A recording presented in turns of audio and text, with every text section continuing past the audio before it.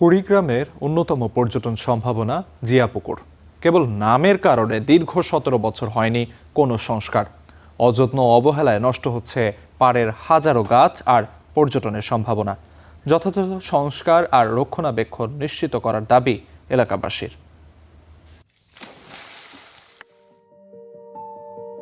সবুজে ঘেরা চারপাশ, মাঝে শান্ত জলরাশি।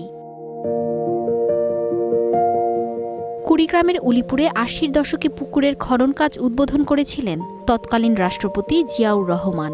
তারপর থেকেই এর পরিচিতি জিয়া পুকুর নামে। স্থানীয়দের অভিযোগ, কেবল নামের কারণে ১.৫ যুগ ধরে অযত্ন অবহেলায় পড়ে আছে এই পুকুরটি।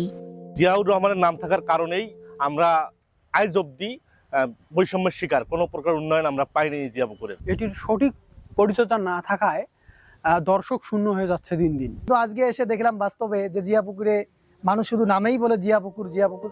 পুকুরের চারপাশ ঘিরে আছে আম, জাম, কাঁঠাল সহ হাজারো ফলদ, বনজ সহ ঔষধি গাছ। প্রকৃতির টানে ছুটে আসেন নানা বয়সী মানুষ। তবে রক্ষণাবেক্ষণের কারণে হারিয়েছে সৌন্দর্য। সংস্কার হলে জিয়াখাল হতে পারে অন্যতম পর্যটন কেন্দ্র।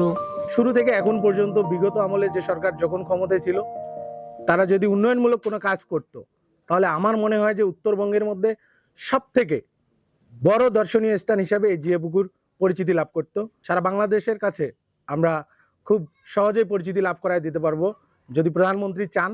অবহেলায় পড়ে থাকা স্থানটির সৌন্দর্য বর্ধন ও রক্ষণাবেক্ষণের আশ্বাস দিলেন এই কর্মকর্তা। মূলত সমবায়ীদের একটা প্রতিষ্ঠান এবং এটা নিজস্ব অর্থায়নে চলে। বিভিন্ন যে রাইডার্স গুলো আছে, সৌন্দর্যবর্ধক যে উপকরণগুলো আছে, সেগুলো আমরা পর্যায়ক্রমে কিনবো এবং একটা চমৎকার একটা দৃষ্টিনন্দন স্থাপনা তৈরি করবো বলে আমরা আশা করি। প্রায় ২৫ একর জায়গা জুড়ে বিস্তৃত জিয়া পুকুরের আসল নাম টুপামারি পুকুর। Desk report, star news.